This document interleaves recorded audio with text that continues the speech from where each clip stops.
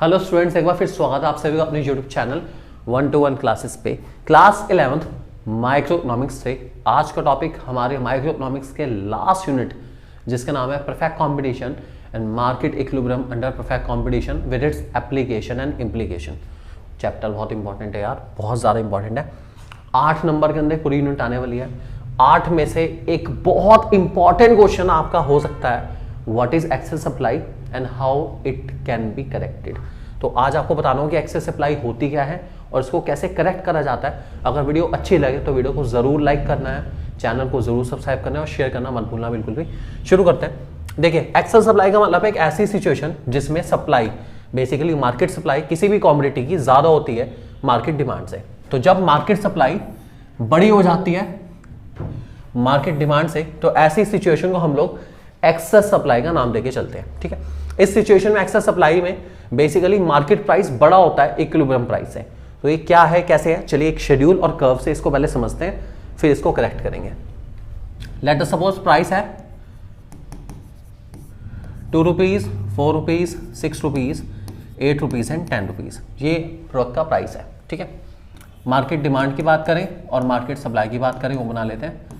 Market demand का relation आपको पता है प्राइस के साथ इन्वर्स रहता है। तो मार्केट डिमांड हमारे पास मान के चलते हैं 50, 40, 30, 20 एंड 10। ठीक है, सप्लाई के साथ प्राइस का रिलेशन डायरेक्ट है, तो यही अपोजिट लिख देंगे 10, 20, 30, 40 एंड फाइनली 50। ठीक है, आप लोग बहुत अच्छे से जानते हैं और काफ़ी एक्सपीरियंस है इस मामले में कि जहां पर भी आपका मार्केट डिमांड और मार्केट सप्लाई इक्वल हो जाता है उस पॉइंट को हम इक्विलिब्रियम कहते हैं। तो ये हमारा इक्विलिब्रियम हो गया, दिस इज आर इक्विलिब्रियम या मार्केट इक्विलिब्रियम है हमारा। ठीक है, क्योंकि यहाँ पे डिमांड और सप्लाई इक्वल है। ठीक है, इसके बाद अब एक्सेस सप्लाई मींस वो सिचुएशन जिसमें सप्लाई ज़्यादा है डिमांड कम है।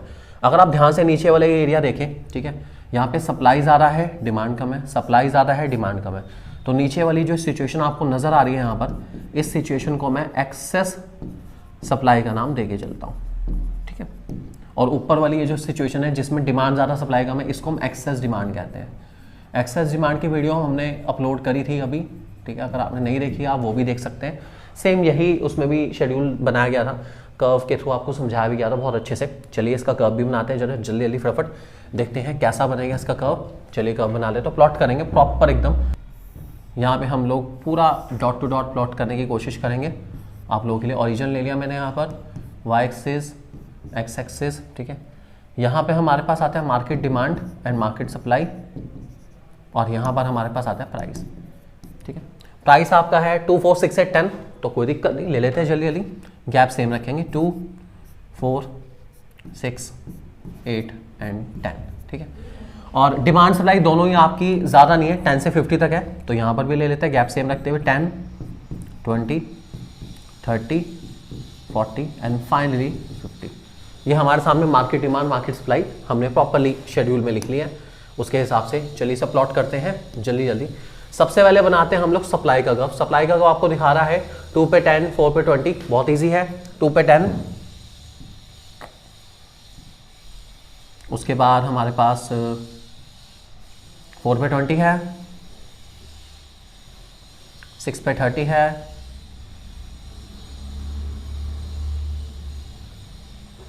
8 पे 40 और फाइनली हमारा लास्ट वाला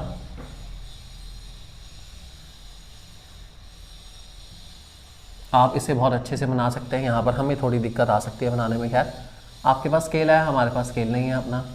तो चलिए फटाफट इसको हमने बना लिया, फिर भी कोशिश करके बेहतरीन हमने बनाने की कोशिश करी और काफ़ी हद तक बन भी गया। अब हम बनाएंगे मार्केट डिमांड का कर्व। चलिए मार्केट डिमांड का कर्व देखते हैं कैसा बनेगा। मार्केट डिमांड बनाते हैं फटाफट। 2 पे डिमांड है 50, 2 पे 50, तो हमने इसके डॉट लगा दी। उसके बाद ध्यान से देखें हम लोग, 2 पे 50 है, सॉरी यहाँ पे हम करेंगे इसको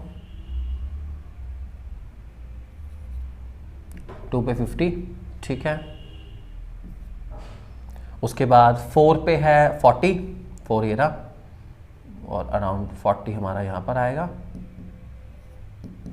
ठीक है, उसके बाद 6 पे 30 है, 8 पे हमारा 20 है तो मैंने मार्क कर दिया और फाइनली हमारा 10 पे 10 है, मैंने मार्क कर दिया है। ये हमारा डिमांड कब हो गया, ठीक है, जैसे हमारा डिमांड कब, इसका नाम है डी और सप्लाई का नाम है एस। ठीक है, जहाँ ये दोनों मिलते हैं एक पॉइंट पर, ये दोनों मिले हैं, ठीक है, उस पॉइंट हमारी सिग्निफिकेंस बहुत इंपॉर्टेंट उस पॉइंट की। इस पॉइंट को हम इक्विलिब्रियम पॉइंट कहते हैं। ये हमारा इक्विलिब्रियम पॉइंट है, 6 हमारा इक्विलिब्रियम प्राइस है और 30 हमारे इक्विलिब्रियम की क्वांटिटी है। इस बात को ध्यान रख के चलेंगे, ये पॉइंट हमारा बहुत इंपॉर्टेंट है। This is called equilibrium. ठीक है, अब जैसे कि मैंने आपको समझाया कि एक्सेस सप्लाई तब आती है जब प्राइस इक्विलिब्रियम प्राइस से ऊपर होता है। इक्विलिब्रियम प्राइस कितना है, 6 है। जब प्राइस 6 से ज़्यादा होगा तो एक्सेस सप्लाई आएगी। तो 6 से ज़्यादा 7 हो सकता है, 8 हो सकता है, 9 हो सकता है, 10 भी हो सकता है। हम मान के चलते हैं ये वाला सिचुएशन, ये वाला प्राइस हमारा जो है वो एक्सेस सप्लाई का है। तो ये 2 पॉइंट हमारे एक्सेस सप्लाई के पॉइंट हो गए हमारे। और ये जो एरिया आपको नज़र आ रहा है, ये सारा एरिया, ठीक है, और इससे ऊपर का भी ये सारा एरिया जो भी होगा पूरा ये सबका सब किसको रिप्रेजेंट करेगा, एक्सेस सप्लाई को। इस बात को ध्यान रख के चलना, ये सारा एरिया हमारा किसका है, एक्सेस सप्लाई का होने वाला है। तो भूलना बिल्कुल नहीं है, बिल्कुल भी, ठीक है। तो एक्सेस सप्लाई ये हमारा एरिया कहलाएगा। चलिए अब बात करते हैं इसको करेक्ट कैसे करा जाता है। करेक्ट करने से पहले यहाँ पर इसके जरा मार्किंग कर दे हम लोग, ध्यान से, बहुत ज़्यादा मार्क करना है आपको, ठीक है। ये पॉइंट आपको यहाँ नज़र आ रहा है, इस पॉइंट का मैंने एम लिया है और इधर जो दूसरा पॉइंट है उसको मैंने एन लिया है, ठीक है। अगर आपको थोड़े लाइट लग रहे हैं तो मैं कलर चेंज करके आपको दिखा देता हूँ, ब्लू से कर देता हूँ मार्क यहाँ पे। तो ये पॉइंट हमारा एम है, ठीक है, दिस इज पॉइंट एम, ठीक है, और दिस इज पॉइंट एन, ठीक है। ये हमारा एम और एन पॉइंट आ गए, ये वाले पॉइंट हमारे रिस्पेक्टिवली, ठीक है। मुझे अब एक्सेस सप्लाई को करेक्ट करना है। एक्सेस सप्लाई को करेक्ट करने का तरीका बड़ा सिंपल सा है कि मुझे जो है प्रोडक्ट का प्राइस गिरा देना है, ठीक है। तो हमें प्राइस को क्या करना पड़ेगा, गिराना पड़ेगा। तो एक्सेस सप्लाई का रीजन तब होता है ना, आपको पता है, जब सप्लाई ज़्यादा होती है डिमांड से। अब सप्लाई बहुत ज़्यादा है मार्केट के अंदर, बहुत ज़्यादा माल है, जब कितने की डिमांड नहीं है, प्राइस गिरा दो। जब प्राइस गिर जाएगा, आई रिपीट, जब प्राइस गिरता है तो हर चीज़ की डिमांड बढ़नी शुरू हो जाती है, डिमांड बढ़ जाएगी। और जब प्राइस गिरता है तो सप्लाई गिर जाएगी, क्योंकि प्राइस और सप्लाई का रिलेशन डायरेक्ट है। आपको कुछ नहीं करना, एक्सेस प्राइस है बहुत ज़्यादा, उस प्राइस को थोड़ा रिड्यूस कर दो। जैसे आप प्राइस रिड्यूस करोगे आपके प्रोडक्ट की डिमांड बढ़ जाएगी, डिमांड बढ़ेगी। इसलिए मेरा जो डिमांड कर्व है वो एम पॉइंट से आ जाएगा ऑटोमेटिकली इस पॉइंट पर, ई पॉइंट पर, ठीक है। और जो मेरा ये एक्सपेंड हो रहा है, क्या हो रहा है, डिमांड कर्व एक्सपेंड हो रहा है, नीचे की तरफ आना मीन्स एक्सपेंड होना, डिमांड का बढ़ना। सप्लाई कर्व एन पॉइंट से आ जाएगा ई पॉइंट की ओर, इसको कहते हैं कॉन्ट्रैक्शन। सप्लाई कर्व कॉन्ट्रैक्ट हो रहा है, नीचे की तरफ आ रहा मीन्स कॉन्ट्रैक्ट हो रहा है। और ऐसा तब तक होता रहेगा जब तक डिमांड और सप्लाई इक्वल हो जाते, मीन्स मैं इक्विलिब्रियम पे नहीं आ जाता। तो एक्सेस सप्लाई को करेक्ट करने के लिए मुझे कुछ नहीं करना, मुझे बस प्राइस को डिक्रीज करना है। जैसे मैं डिक्रीज करूंगा एक्सेस सप्लाई अपने आप ही ओवर हो जाएगी, या फिर प्राइस को मैं तब तक डिक्रीज करता रहूंगा जब तक मैं दोबारा से इक्विलिब्रियम पर नहीं आ जाता। इस बात को ध्यान रख के चलेंगे। सो ये था हमारा सॉल्यूशन एक्सेस सप्लाई का।